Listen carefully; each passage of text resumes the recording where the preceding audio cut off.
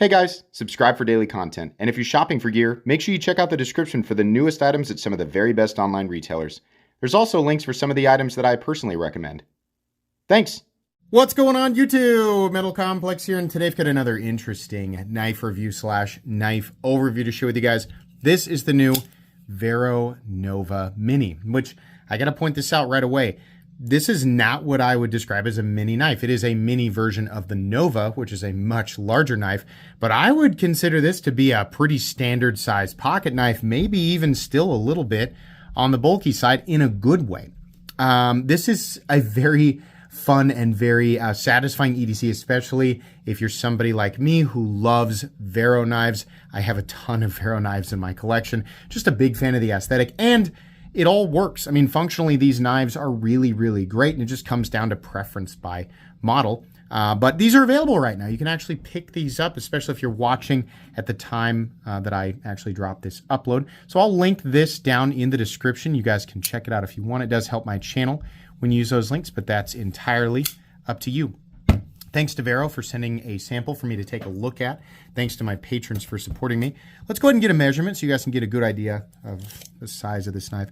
Lengthwise, not huge. It's only, it's a little, it's about 7.35 inches overall. Blade length is 3 1/4. Cutting edge, about 3 1/8. So a little longer than the Spyderco Para 3. We'll do some size comparisons here so you guys can get a good idea. Let's actually put it up against the full size Nova. So it is a mini versus the full size, but it's important to point out the full size Nova is a pretty big knife. I love it, but it's definitely a more cumbersome EDC than this guy. So there you go. Let's put it up against some other knives you may recognize. Any custom scales you find in this section can be found down in the description under Original Goat and Others. Up against the 8010 and the 8020.5. Very, very similar overall size to the 8020.5 with more cutting edge. Excuse me. Let's put it up against the Spyderco PM2 and the Spyderco Para 3. I think you can hear my wife upstairs with the exact same cough that I have. Good luck, honey. Godspeed. Anyways, let's go ahead and put it up against the Benchmade Griptilian, or in this case, the Ritter Hogue and the Hogue Deca. All right, so how's the action on this knife? This is something that people brought up actually when I unboxed this. There was at least one person who swore up and down that this was made by Riat. It's not. It is OEM'd by Bestech. I confirmed this with Joseph. They have had projects in the past where they worked with Riat, but this is made by Bestech. A long time ago, Bestech would have been much easier to distinguish in terms of quality versus Riat. Anymore, the lines are very much blurred. A lot of these other Chinese OEMs, these premier Chinese OEMs, have really stepped it up and become not completely indistinguishable, but almost indistinguishable from companies like Riat, who have been king of the hill for quite a while. I'm happy to say that much like my other Veros, well, truthfully, this and the Nova are quite a bit better than like my Synapse XL and my Isotope that kind of had softer detents. This feels very, very crispy. It feels very good. It feels like Bestech has been working really hard to make sure and tune things correctly and make them feel good. But on top of that, it's just a really easy to manipulate design with this rectangle that is sunk into the blade and has a ledge that is hard enough to get, or it's angled enough to get your finger into and create leverage, but not so much that it's uncomfortable. Doing the reverse flick is second nature. It's so easy. If you guys like to do the reverse flick, it's really easy. You can pinch open it easily. The thumb flick is doable, not nearly as satisfying as the reverse flick, but totally doable. You might slip every now and then. And then you can also front flip it if you want to. A little harder to do this way. I can't really do that. But I'd say it's a pretty satisfying front flip. I mean, overall, it's a very easy to manipulate knife. And it's also one that's got quite a bit of fidget factor if that's something that's important to you. Access to the lock bar is amazing. These big cutouts here, nothing is sharp.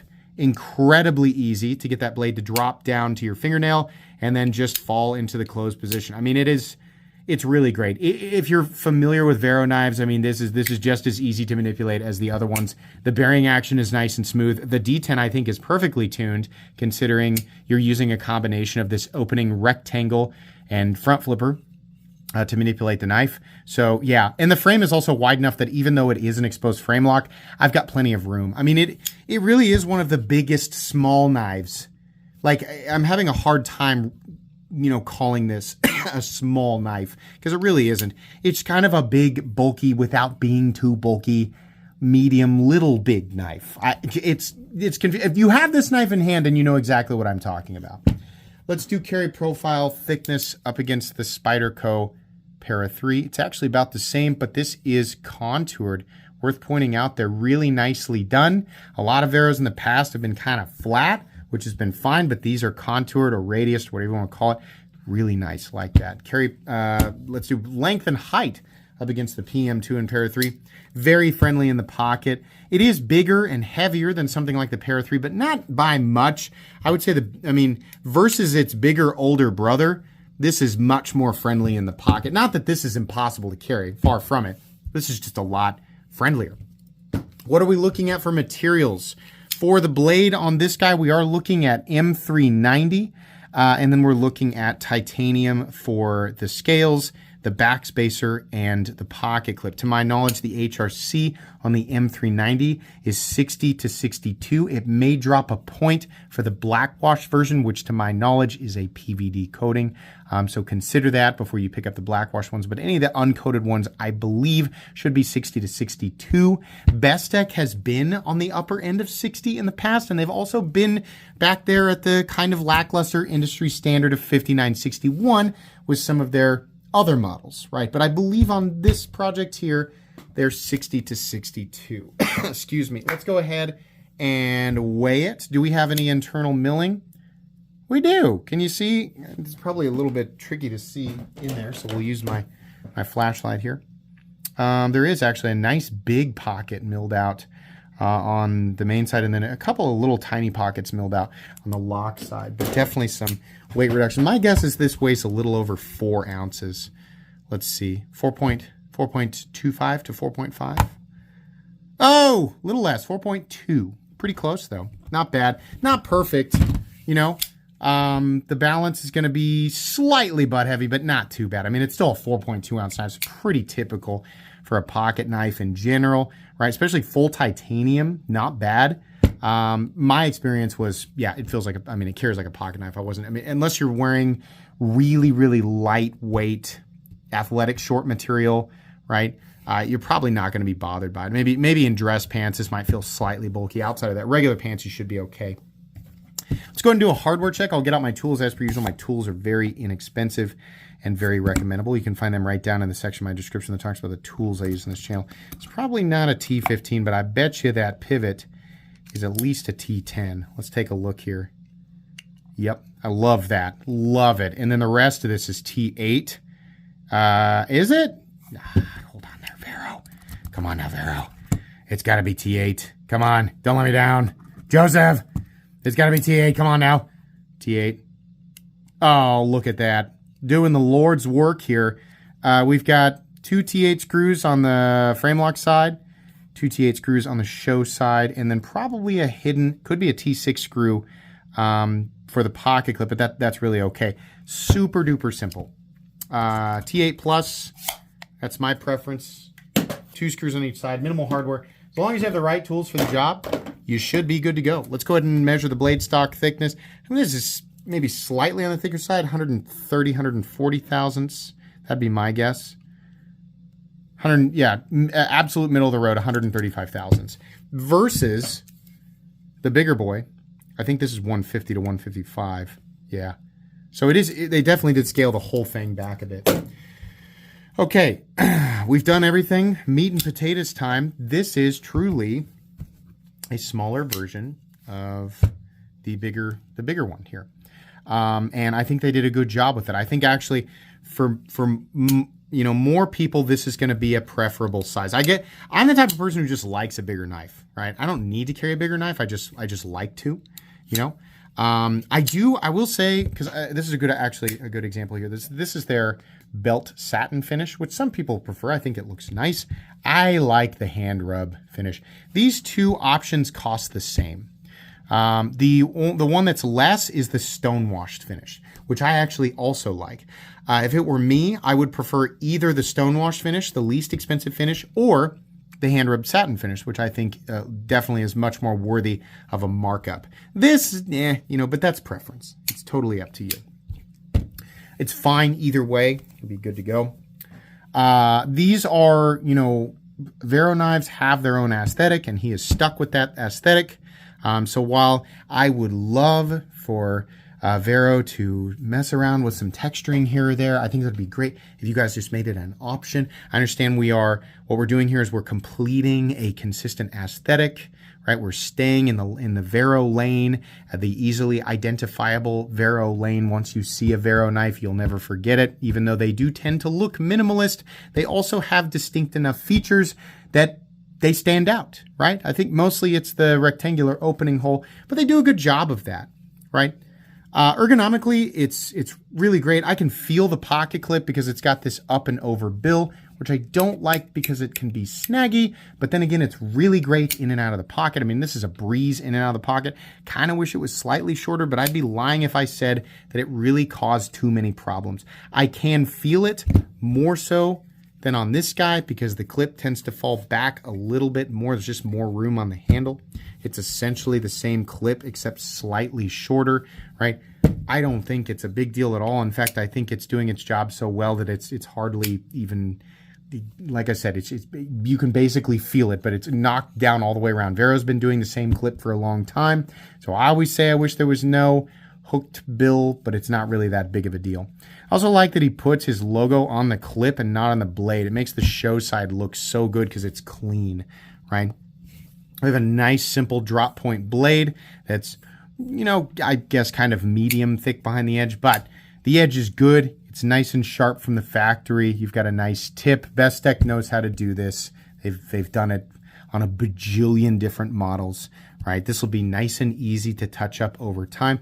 I will show you guys the plunge grind, which matters more to certain people, especially if this is going to be your dedicated EDC for years and years and years, and you're going to use it and resharpen it all the time. That plunge grind area is going to matter a lot to you. If you're like me and this is going to go on rotation with a bunch of knives and be used very, very casually, it's not going to matter nearly as much, but it's still something that some of you should take into consideration. So there you go. These are numbered. This one is number 81. I actually don't know what number is this guy. Number 147. Okay. I don't know the actual batch size. It wouldn't surprise me if it's around 300. I think that's typically like 300 to 500 is typically the batch size for Vero. They did not do, to my knowledge, any left-hand versions. Now, they've done lefty stuff in the past. Maybe this batch is right-hand. Maybe next batch will be left-hand. I wish they could find a way to just do kind of a wraparound tuck-in backspacer so that you could have left and right-handed options, but then it wouldn't be a true left-handed configuration. So I suppose it's better that he's doing it the way that he's doing it. If he does plan to make a left-handed model, it's better that he goes full on and accommodates for left-handed people, the left-handed lock and left-handed pocket clip position. But this initial batch, at least, is right hand only. You have, like I said, you've got quite a bit of cutting edge. I mean, this size of knife is going to tackle most regular to medium outdoor tasks. I mean, this is a knife that I would use for most regular things. I'm not going to limit a knife like this too much. Geometry on their frame locks tends to be pretty darn good. This area in here is pretty comfortable. It's kind of a 2-finger lock in and you can get right up behind the blade. Cutting with this knife, stuff will get lodged here a little bit, especially if you're cutting slimy, gunky stuff that's going to get caught in here. That's not that big of a deal. You can use soap and water and then, use a paper towel to wipe it out and just coat it with some oil, some protective lubrication, and you'll be good to go. But just know that that is going to be a little bit of a gunk trap. You don't have anything outside of that in the cutting path, though, so nothing to stop you from cutting through thick cardboard or anything like that. You should be okay. I didn't have any issues. We have a full backspacer here, which is probably contributing to the balance being a little ways back, but it's not really that big of a deal. And honestly, I kind of like how it looks. We have a lanyard square sort of garage area. That's cool if you want to add a lanyard. If not, you can just totally ignore it. The pocket clip is nested into the titanium frame and it looks really good. Retention is about medium heavy. It's not crazy, but it is fairly tight. In and out of the pocket, like I said, is a breeze. no issue at all, not pinchy or anything like that. We have a stop pin that should be located, if we can see it here. Where is the, well, I guess actually, I thought it was located internally.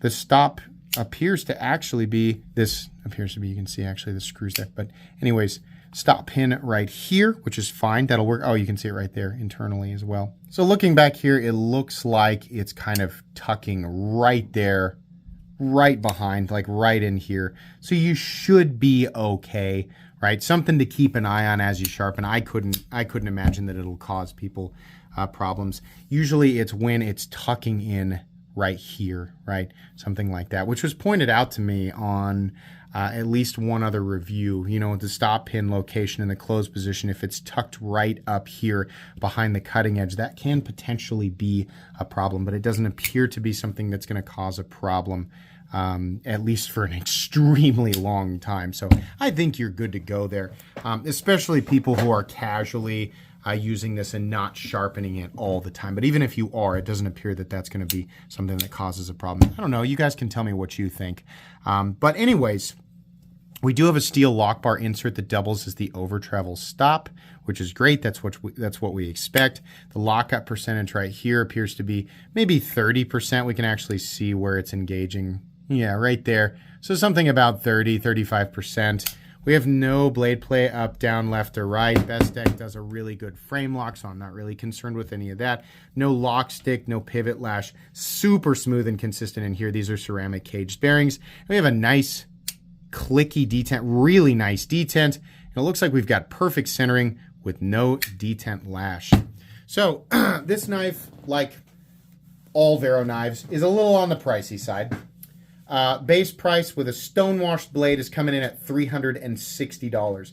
$360 will get you a really nice knife for sure. The price of everything is going up. Vero has always been a knife company where they make cool knives and they're very popular. People like, you know, how they look.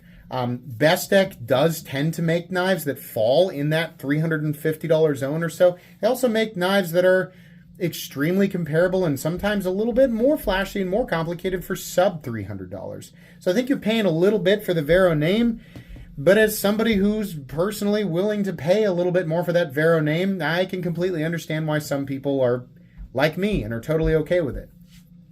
Trying to be objective, right? There are plenty of hyper-competitive options out there that are made by Bestech and other premier Chinese OEMs that are essentially identical in terms of quality and fit and finish and materials and all of that. And many times you can get them for, you know, $50 or more or less. So this isn't the deal of the century, but it certainly is a really, really well-made knife. It's another Vero knife, and honestly, it's a more EDC-friendly design, obviously. Then, you know, it's a more EDC-friendly version of the full-size Nova. So if you like the idea of the Nova, you just don't want the big bulky version, this isn't a bad way to spend $360, but it's also not the most impressive price tag I've ever seen. Still, you know, to certain people, this is going to be recommendable. Not to everybody. This isn't a knife that I'm going to say everybody should be kicking down doors to spend $360 on. I think if this was about $300, it would sit a little bit better with me. $360, you really, really have to want it, but it's a Vero and people are going to. If you do spend the $360 on this, you're going to be happy with it. It's a good, fairly bulky, medium-sized knife, but bulky in a good way, like inspiring confidence and all of that. And it's very easy to manipulate. So that's pretty much all I have to say about that. Please make sure to follow me on Instagram at metal_complex. If you enjoyed this video, leave a like. If you'd like to check out my other content, I do, of course, have lots of videos of knives that are either expensive or inexpensive that I do or don't like, so check those out. And if you enjoy all my content, go ahead and click on that Metal Complex logo right there and subscribe because there's definitely more coming. Thanks again for watching, everybody, and have a great day.